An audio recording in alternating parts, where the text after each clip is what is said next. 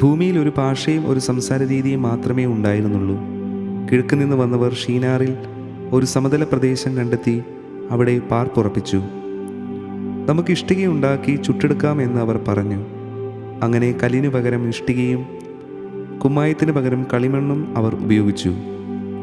അവർ പരസ്പരം പറഞ്ഞു, നമുക്ക് ഒരു പട്ടണവും ആകാശം മുട്ടുന്ന ഒരു ഗോപുരവും തീർത്ത് പ്രശസ്തി നിലനിർത്താം. അല്ലെങ്കിൽ നാം ഭൂമുഖത്താകെ ചിന്നിച്ചിതറിപ്പോകും. മനുഷ്യർ നിർമ്മിച്ച നഗരവും ഗോപുരവും കാണാൻ കർത്താവ് ഇറങ്ങി വന്നു. അവിടുന്ന് പറഞ്ഞു, അവരിപ്പോൾ ഒരു ജനതയാണ്, അവർക്കൊരു ഭാഷയും. അവർ ചെയ്യാനിരിക്കുന്നതിൻ്റെ തുടക്കമേ ആയിട്ടുള്ളൂ. ചെയ്യാൻ ഒരുമ്പെടുന്നതൊന്നും അവർക്കിനി അസാധ്യമായിരിക്കുകയില്ല. നമുക്കിറങ്ങിച്ചെന്ന് അവരുടെ ഭാഷ പരസ്പരം ഗ്രഹിക്കാനാവാത്ത വിധം ഭിന്നിപ്പിക്കാം. അങ്ങനെ കർത്താവ് അവരെ ഭൂമുഖത്തെല്ലാം ചിതറിച്ചു. അവർ പട്ടണം പണി ഉപേക്ഷിച്ചു. അതുകൊണ്ടാണ് ആ സ്ഥലത്തിന് ബാബേൽ എന്ന് പേരുണ്ടായത്. അവിടെ വെച്ചാണ് കർത്താവ് ഭൂമിയിലെ ഭാഷ ഭിന്നിപ്പിച്ചതും അവരെ നാടാകെ ചിതറിച്ചതും. ഷേമിൻ്റെ വംശാവലി. ഷേമിന് 100 വയസ്സായപ്പോൾ അർപ്പക്ഷാദ് ജനിച്ചു. ജലപ്രളയം കഴിഞ്ഞ് 2-ാം വർഷമായിരുന്നു അത്. അർപ്പക്ഷാദിൻ്റെ ജനനത്തിനു ശേഷം ഷേം 500 വർഷം ജീവിച്ചു. അവന് വേറെയും പുത്രന്മാരും പുത്രിമാരും ഉണ്ടായി. 35 വയസ്സായപ്പോൾ അർപ്പക്ഷാദിന് ഷേലാഹ് ജനിച്ചു. ഷേലാഹിൻ്റെ ജനനത്തിനു ശേഷം അർപ്പക്ഷാദ് 403 വർഷം ജീവിച്ചു. അവന് വേറെയും പുത്രന്മാരും പുത്രിമാരും ഉണ്ടായി. 30 വയസ്സായപ്പോൾ ഷേലാഹിന് ഏബർ ജനിച്ചു. ഏബർ ജനിച്ചതിനു ശേഷം 403 വർഷം ഷേലാഹ് ജീവിച്ചു. അവന് വേറെയും പുത്രന്മാരും പുത്രിമാരും ഉണ്ടായി. 34 വയസ്സായപ്പോൾ ഏബറിന് പേലഗ് ജനിച്ചു. പേലഗിൻ്റെ ജനനത്തിനു ശേഷം ഏബർ 430 വർഷം ജീവിച്ചു.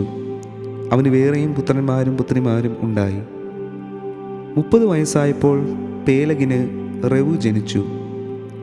റെവുവിൻ്റെ ജനനത്തിനു ശേഷം പേലഗ് 209 വർഷം ജീവിച്ചു. അവന് വേറെയും പുത്രന്മാരും പുത്രിമാരും ഉണ്ടായി.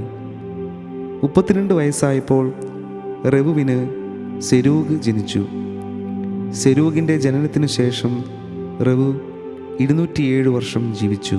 അവന് വേറെയും പുത്രന്മാരും പുത്രിമാരും ഉണ്ടായി. 30-ാം വയസ്സായപ്പോൾ സെരൂഗിന് നാഹോർ ജനിച്ചു.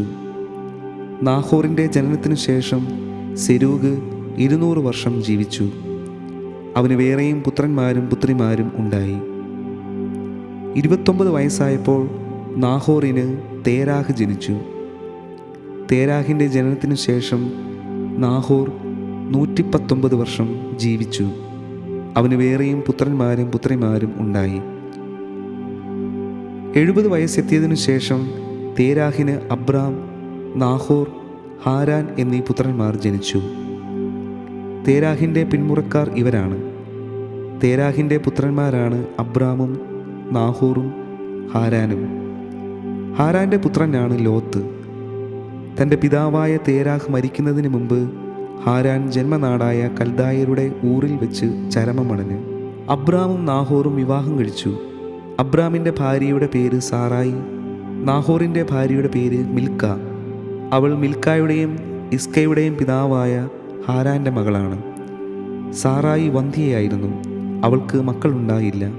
തേരാഹ് കൽദായരുടെ ഊറിൽ നിന്ന് കാനാൻ ദേശത്തേക്ക് യാത്ര പുറപ്പെട്ടു. മകൻ അബ്രാമിനെയും പേരക്കിടാവും ഹാരാൻ്റെ മകനുമായ ലോത്തിനെയും അബ്രാമിൻ്റെ ഭാര്യയും തൻ്റെ മരുമകളുമായ സാറായിയെയും അവൻ കൂടെ കൊണ്ടുപോയി. അവർ ഹാരാനിലെത്തി അവിടെ വാസമുറപ്പിച്ചു. തേരാഹ് 205 വർഷം ജീവിച്ചിരുന്നു. അവൻ ഹാരാനിൽ വെച്ച് മൃതിയടഞ്ഞു.